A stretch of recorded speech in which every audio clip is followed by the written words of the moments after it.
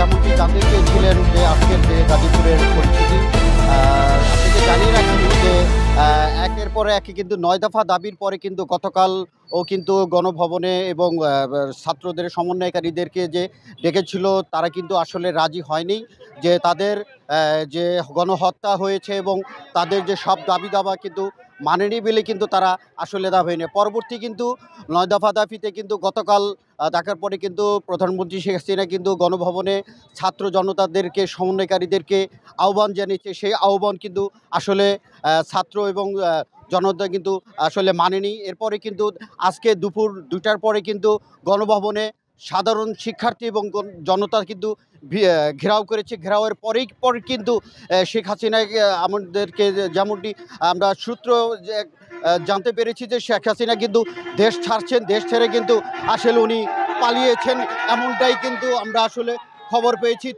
পরেই কিন্তু বাংলাদেশের আনাচে কানাচে গাজীপুর সহ আপনারা দেখতেই পাচ্ছেন যে উত্তর জনতা কিন্তু ভিড় করছে। জনতা আসলে তারা বলছে যে ১৯৭১ সালে যেমনটি আনন্দ ছিল তেমনটি কিন্তু সে কিন্তু আসলে তারা স্বাধীন দেশে কিন্তু বসবাস করতেছে। তারা কিন্তু দ্বিতীয় যে স্বাধীনতা সেই স্বাধীনতা কিন্তু তারা অর্জন করেছে বলে এমনটি আমি এখন একটি সাধারণ পাবলিকের কাছে জানবো আসলে যে এই যে দ্বিতীয় যে স্বাধীন হয়েছে দেশ এই বিষয়ে তারা কি বলতে চায়।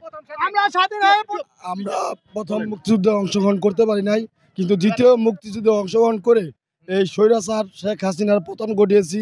এইটাই আমাদের জয়, এটাই আমাদের আনন্দ। আজকে আশা করি সামনে এই স্বৈরাচার শেখ হাসিনার পতন দেখে এই আর দ্বিতীয়বার পতনধারী বাংলাদেশের জন্ম হবে না ইনশাল্লাহ। ভাই আমাদের এক দফা এক দাবি ছিল শেখ হাসিনার পতন। আমরা ওই পতন দেখতে পেরেছি। আমরা ৭১-এর ভাষা আন্দোলন দেখিনি, কিন্তু ছাত্রদের এই ২০২৪ সাল আমরা দেখেছি। আমরা কোনো পতন দেখি না, আমরা জি ধন্যবাদ। যেমনটি আপনি দেখতে পেলেন যে আসলে কি উত্তর জনতা কিন্তু দ্বিতীয় স্বাধীনতা পেয়েছে বলে এমনই কিন্তু আমাদের কাছে মন্তব্য করেছে। আমরা যদি একটু দেখাতে চাই যে গাজীপুরের যে সাধারণ পাবলিক, সাধারণ জনতা কিন্তু গার্মেন্টস এবং বিভিন্ন শ্রেণীর পেশাজীবীরা কিন্তু রাস্তায় নেমেছে। তারা আনন্দ মিছিল এবং বিভিন্ন নেতাকর্মীরা কিন্তু মিষ্টি এবং আমরাও দেখেছি যে তারা মিষ্টির দোকানে যে মিষ্টি খাওয়াচ্ছে সবাইকে, যে তারা দ্বিতীয় স্বাধীনতা পেয়েছে বলেই এমনটাই কিন্তু সবার কাছে দাবি। তো